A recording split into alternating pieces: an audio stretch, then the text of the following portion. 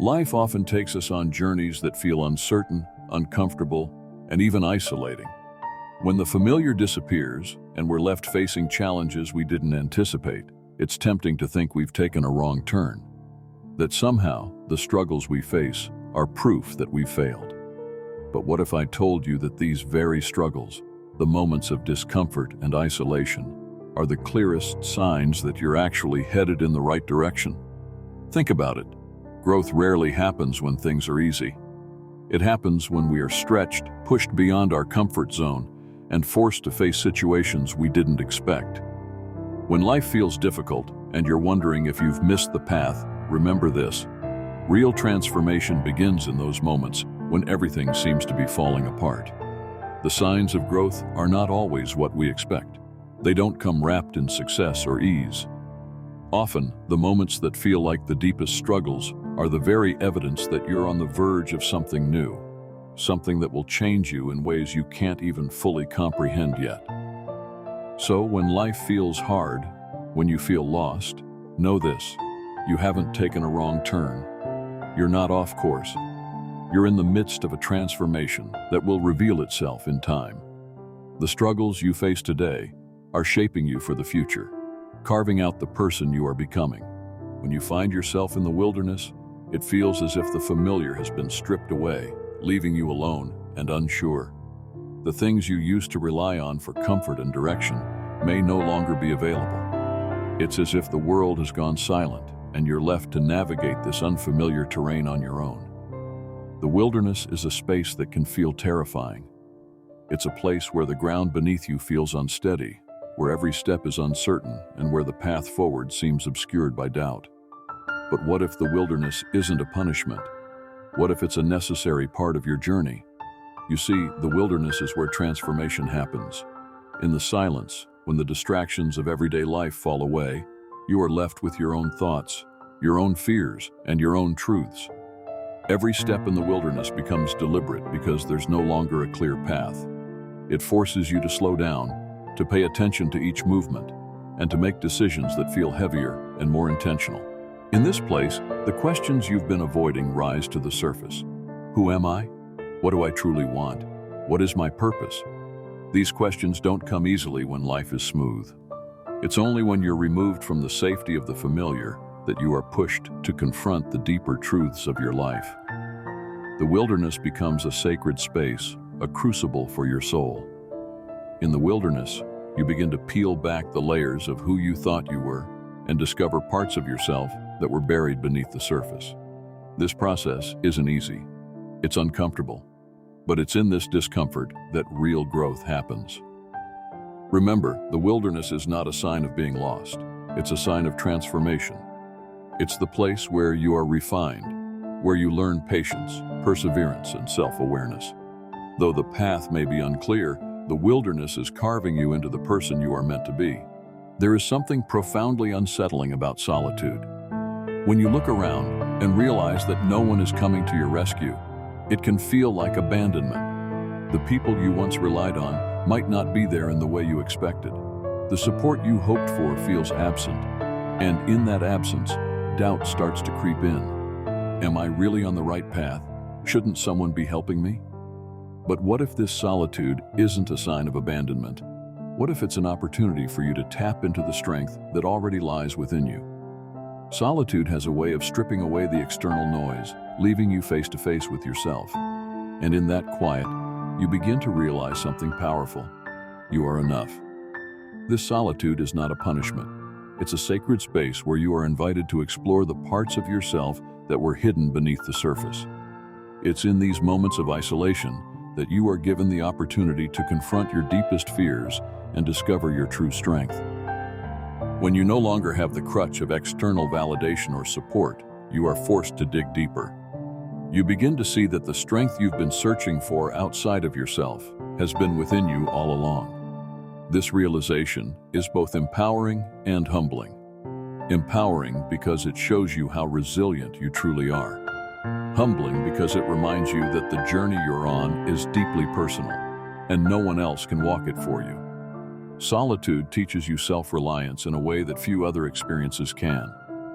It shows you that while community and support are valuable, the ultimate responsibility for your life lies with you. It's not about rejecting help, but about understanding that you have the inner resources to carry yourself through the storm. And it's in this solitude that you begin to hear a deeper voice, the voice of your own intuition, the voice of God, or the voice of your higher self. Without the distractions of the outside world, you are finally able to listen to the wisdom that has been within you all along. Throughout history, the greatest figures were not spared from suffering. Moses wandered through the desert for 40 years, unsure of when he'd reach the promised land. Elijah fled to the wilderness, hiding from those who wanted to harm him. And even Jesus wasn't spared from the ultimate sacrifice of the cross. These stories remind us that hardship is not a sign of failure, but a part of the journey. So why do we, in our modern lives, believe that we should be exempt from hardship? Why do we feel like we've failed when things get tough? The truth is, hardship is not something to avoid. It's something to embrace. The struggles you face now are not roadblocks meant to derail you. They are stepping stones, shaping you into the person you need to become for the next phase of your journey. Hardships refine us. Just as fire refines gold, burning away the impurities, hardship burns away the parts of us that no longer serve us. It strips away the illusions we've held about ourselves, about others, and about the world. It reveals the truth of who we are, what we're made of, and what we're capable of enduring. When you face hardship, it's easy to feel like you're being punished. But what if, instead, you're being prepared? What if the challenges you're facing are laying the groundwork for something bigger, something more meaningful than you can imagine right now? Every hardship you face is refining you. It's preparing you for the future, giving you the strength, resilience, and wisdom you'll need to carry the weight of your purpose. So the next time you find yourself in the midst of difficulty, remember that you are not being punished. You are being prepared. When the external world falls silent and no one is there to guide you, it's easy to feel lost. We spend so much of our lives relying on external validation, on the opinions of others, on the approval of society, on the comfort of knowing we're doing what's expected. But what happens when all of that falls away?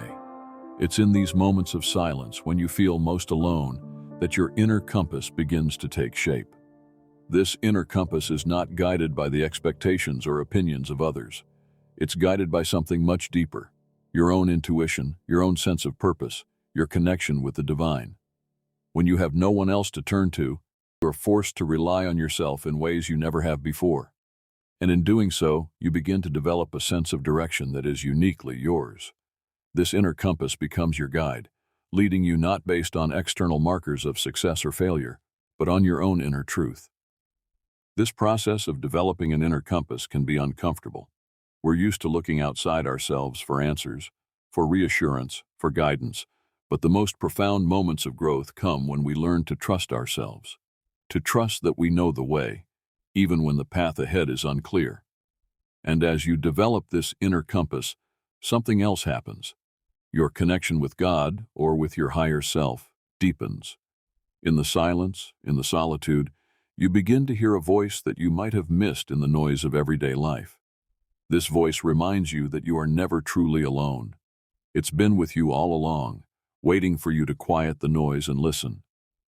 When the external world falls silent, and no one is there to guide you, it's easy to feel lost.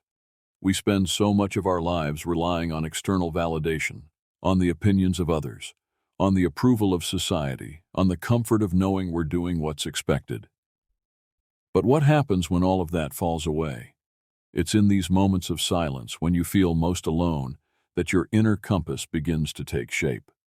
This inner compass is not guided by the expectations or opinions of others. It's guided by something much deeper, your own intuition, your own sense of purpose, your connection with the divine. When you have no one else to turn to, you are forced to rely on yourself in ways you never have before. And in doing so, you begin to develop a sense of direction that is uniquely yours.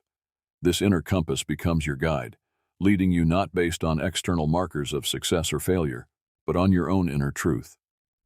This process of developing an inner compass can be uncomfortable. We're used to looking outside ourselves for answers, for reassurance, for guidance, but the most profound moments of growth come when we learn to trust ourselves, to trust that we know the way, even when the path ahead is unclear. And as you develop this inner compass, something else happens. Your connection with God, or with your higher self, deepens. In the silence, in the solitude, you begin to hear a voice that you might have missed in the noise of everyday life. This voice reminds you that you are never truly alone. It's been with you all along, waiting for you to quiet the noise and listen. There's something deeply comforting about the idea of community, the thought that there are people out there who understand your struggles, who will walk beside you on your journey. But sometimes, before you can find that community, you have to walk a path of solitude. It's in the moments of isolation that we come to realize the true value of connection. When you've spent time walking alone, you start to appreciate the people who come into your life, not as saviors, but as fellow travelers. These are the people who understand that while they can walk beside you, they cannot walk your path for you.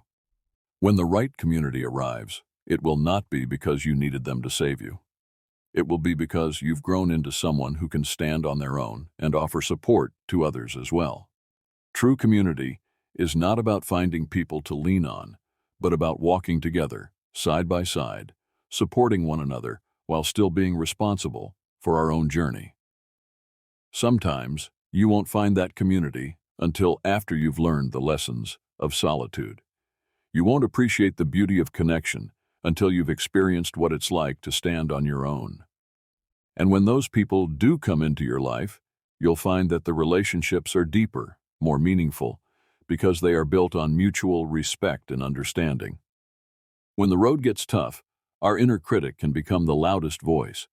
We start to judge ourselves for not being strong enough, for not having it all together.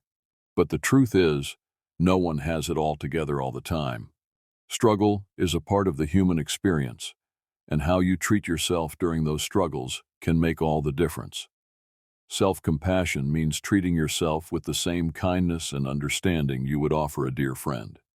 It means recognizing that you are doing the best you can in a difficult situation. It means giving yourself permission to be imperfect, to stumble, to fail, and to try again. We live in a world that glorifies perfection and success, but growth doesn't happen without struggle. Healing doesn't happen without pain, and progress doesn't happen without setbacks. It's okay to not be okay. It's okay to have moments of doubt, moments of fear, and moments of exhaustion. What matters is how you respond to those moments. Instead of being your own harshest critic, try being your own biggest supporter. Give yourself the grace to move through your challenges without judgment. Understand that growth is not linear, and healing takes time.